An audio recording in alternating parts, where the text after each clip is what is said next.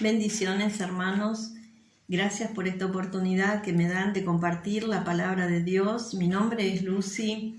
Gracias le doy a Brenda por esta oportunidad, a la hermana América Mejía, nuestra misionera de la zona oeste.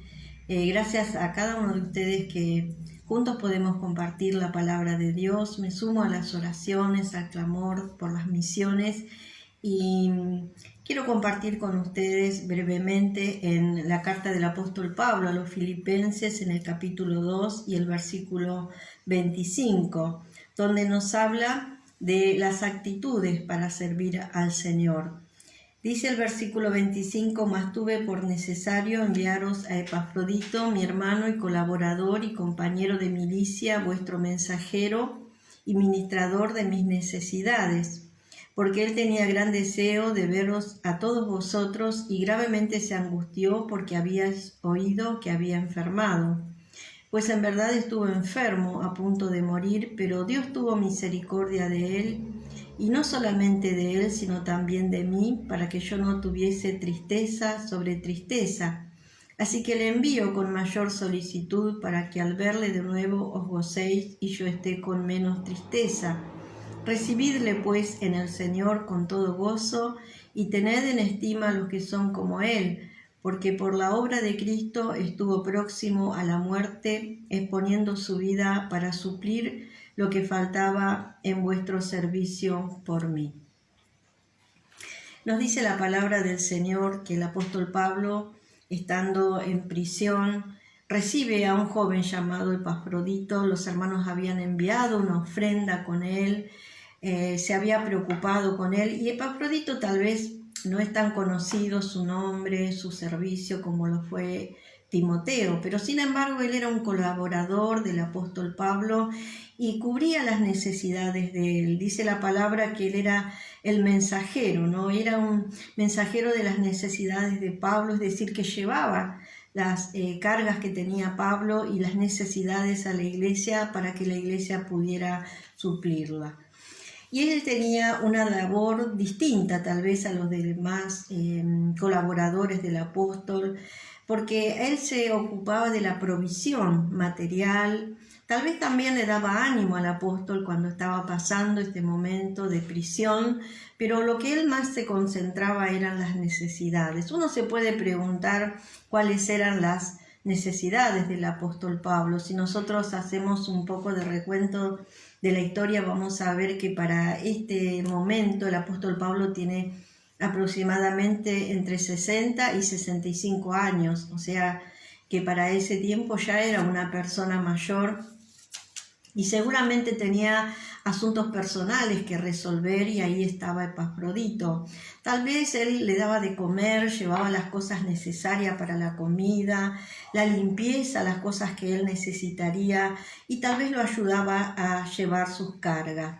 Pero a mí me llama la atención cuando veo la historia de Epafrodito que él no buscó un lugar para lucirse, para mostrarse, para estar a la vista de las demás personas, sino que él desde un lugar humilde pudo ser un servidor del apóstol Pablo, llevando esas necesidades. Después en el capítulo 4 y en el versículo 18 nos dice, cuando el apóstol Pablo agradece a la iglesia: pero todo lo he recibido y tengo abundancia, estoy lleno, habiendo recibido de Epafrodito lo que enviasteis, olor fragante, sacrificio acepto, agradable a Dios. Y aquí vemos entonces el agradecimiento, ¿no?, del apóstol Pablo frente a esta iglesia de Filipo que estaba participando con él en esta labor de suplir sus necesidades. Y esto nos lleva a reflexionar, porque saben que este joven estuvo a punto de morir, dice el apóstol Pablo. Estuvo tan grave, tan enfermo, que el apóstol Pablo pensó que él iba a morir. Y dice, Dios tuvo misericordia de él, pero no solamente misericordia de Epafrodito, sino del apóstol Pablo, para no añadirle tristeza a su dolor por estar padeciendo ya por la causa de Cristo. Y acá nos enseña algo para nosotros como intercesores, como servidores de los misioneros. Muchas veces el que ayuda también pasa necesidades, pasa situaciones difíciles, ¿no? Y es importante aprender a pasar las pruebas. Todos pasamos pruebas, ¿no es cierto? Estamos en situaciones a veces difíciles de salud, más con el tema de la pandemia, pero allí el servidor es fiel a Dios, es fiel a sus misioneros, a aquellos que ha enviado para apoyarlos, para sostenerlos en esta labor. Epafrodito le pasaba esto, él tuvo que padecer en su propio cuerpo esos problemas de salud. Tal vez los problemas que podamos tener sean emocionales. Esta situación que estamos viviendo nos lleva a veces a los extremos, ¿no? De la tristeza, de la angustia. Y aunque nosotros sabemos que tenemos nuestro refugio en el Señor, muchas veces las presiones vienen desde afuera, desde los familiares, amigos, compañeros de trabajo, tal vez hermanos de la iglesia que están padeciendo. Y nosotros nos hacemos eco de esas situaciones y también llevamos una carga, pero el verdadero siervo de Dios tiene una actitud, ¿no? De sobreponerse a esas circunstancias y seguir sirviendo a Dios como lo hacía Epafrodito. Él, a pesar de su dolor, de su enfermedad, de las situaciones que estaba viviendo, él seguía trabajando, seguía sirviendo al apóstol en esta ocasión. Y a mí me llama la atención también cuando Pablo dice: recíbanlo, ¿no? Él iba a volver a la iglesia allí y él les reclamaba a los hermanos que lo recibieran. Y saben qué importante es que nosotros también podamos, ¿no? Recibir a aquellos que están trabajando en la obra del Señor, mantenernos firmes hasta el final en el servicio. El ejemplo de Epafrodito nos enseña que nosotros tenemos que estar dispuestos a todo cuando servimos a Dios, ¿no? Aún él estaba dispuesto a arriesgar su propia vida. Acá vemos por lo menos 4 características, ¿no? En este pasaje que leemos acerca de Epafrodito y de Pablo. Primeramente vemos la fidelidad de este servidor de Dios, que a pesar de esta situación, él puede seguir sirviendo a Dios. Después el amor que tenía por el apóstol Pablo, pero también el amor por los hermanos de la iglesia, porque él mismo se preocupaba por ellos. También vemos que tenía un servicio desinteresado. Como decíamos, su nombre quizás nunca aparecía, nunca estaba en las listas de los que podían verse, pero eso no era el interés de Epafrodito, sino tenía un servicio desinteresado.